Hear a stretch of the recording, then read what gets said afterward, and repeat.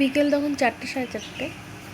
পিটুর কাল থেকে পরীক্ষা, মানে সানডের কথা বলছি। আমরা পড়িয়ে টরিয়ে, আমি পিটুর বাবা ওকে পড়িয়ে টরিয়ে একটু বেরালাম, বাড়ির কাছে পিঠেই গেলাম। কাশকুলি ড্যাম্পের উদ্দেশ্যে যাচ্ছি।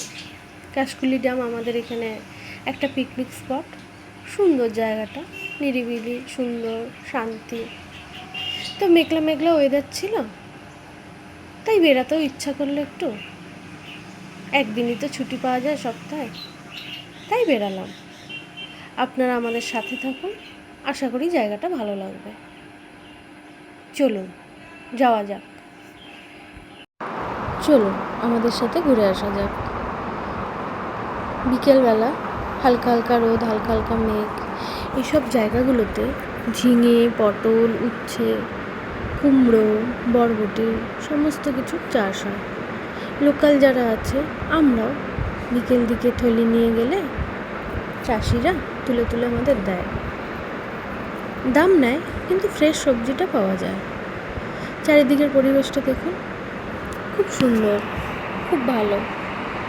মনটা অনেক দিন পর একটু চেঞ্জ লাগছে।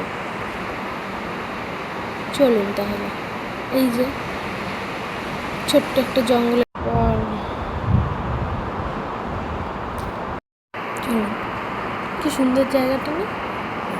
দার্জিলিং, সিকিম, আন্দামান হয়তো নয়, বাড়ির সামনে খুব কাছের একটা জায়গা, কিন্তু সুন্দর জায়গা, যেটা গেলে একটুখানি বসলে মনটার একটু পরিবর্তন হয়। এখানে পাশে একটা ছোট চিপসের ফ্যাক্টরি, মানে যেটাকে আমরা গিটি বলি, গিটির ফ্যাক্টরি। পিটু গিটির ফ্যাক্টরি দেখতে খুব ভালোবাসে। মাঝে মাঝে এসে এমনি চুপ করে দাঁড়িয়ে দেখে কীভাবে মেশিনে ছোটো ছোটো করে পাথরগুলোকে কাটছে। এই যে আমরা কাশকুলি ড্যাম্পে এসে পৌঁছে গেছি। ওই দিকটা জঙ্গল আর এইদিকে ড্যামটা, জলটা বেশ ভালোই গভীর। এই যে এটা পিকনিক স্পটও। শীতকালে বহু মানুষ এই ধারে, ড্যাম্পের ধারে পিকনিক করে, খুব মজা লাগে। আমরাও করি। দূরে কখনো যেতে না পারলে, বাড়ির সামনে যদি কখনো করতে ইচ্ছা করে, এই কাশকুলি ড্যাম্পের এখানে আসি, আমরা পিকনিক করি। এই যে রাস্তাটা, এটা সোজা চলে যাচ্ছে গৌরাণ্ডি। এই রাস্তাটা বরাবর সোজা যদি চলে যান তাহলে গৌরাণ্ডি পৌঁছে যাবেন। সবাই হয়তো গৌরাণ্ডিটা কোথায় বুঝতে পারছেন না, কিন্তু যারা চিত্তরঞ্জন আসানসোল নিবাসী তারা মোটামুটি সবাই গৌরাণ্ডি, রুনাকুড়া ঘাট চিনে থাকবেন। পাশে ছোট একটা টিলার মতন আছে, যেখানে অনেক সময় উঠে চারিদিকের ভিউটা অনেকে নেয়, ভালো লাগে। এই যে আমরা গন্তব্যস্থলের কাছে পৌঁছে গেছি, আমি আর পিটু হেঁটে হেঁটে যাচ্ছি। আমার সকাল থেকেই খুব মাথাটা ব্যথা করছিল, তাই চোখে চশমাটা দিয়ে রেখেছিলাম। পাওয়ার আছে তো, হয়তো পাওয়ারের জন্যই মাথাটা ব্যথা করে, জানি না ঠিক। বন্ধুরা আপনারা বলবেন তো কমেন্টে যে মাথার ব্যথা কি পাওয়ার থেকে হয়, একটু জানাবেন। এই যে পিটু বলছে আমি একা একা যাব, আমি ওর হাতটা ধরেছি, ও রেগে যাচ্ছে। আমি হাই করছি, ও হাই করবে না, ও রেগে আছে, রেগে রেগে হাই করছে। ও একা একা যাবে পাথরগুলোর ওপর দিয়ে দিয়ে।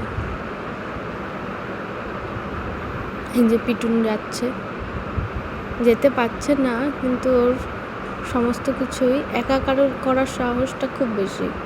ও সবটাই নিজে করবে, একা করবে। একদিকে ভালো জিনিসটা। এই যে আমি এগিয়ে গেলাম, পিটু পেছনে পেছনে আসছে।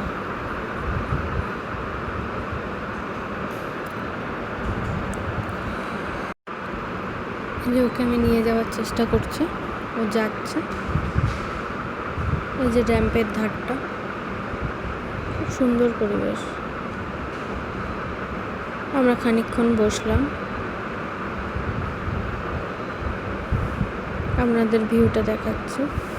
এই যে পেটুর বন্দুকটা দেখতে পাচ্ছেন, এটা পিটু জলে ফেলে দিয়েছে, আর কোরানো যায়নি, একদম জলের গভীরে চলে গেছে।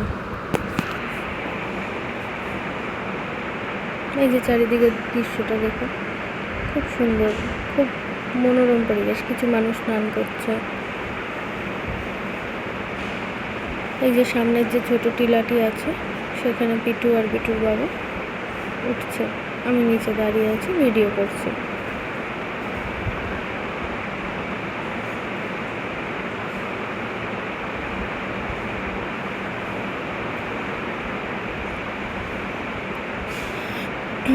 বলবেন আপনারা জায়গাটা কীরকম লাগলো, ভালো লাগলো কি না। আপনারা যদি চিত্তরঞ্জন আসানসোল নিবাসী হয় আর লোকেশনটা না জানেন, তাহলে আমাদের কমেন্ট বক্সে জানাবেন, আপনাদের লোকেশনটা জানিয়ে দেবো ঠিক কোন জায়গাটা অবস্থিত।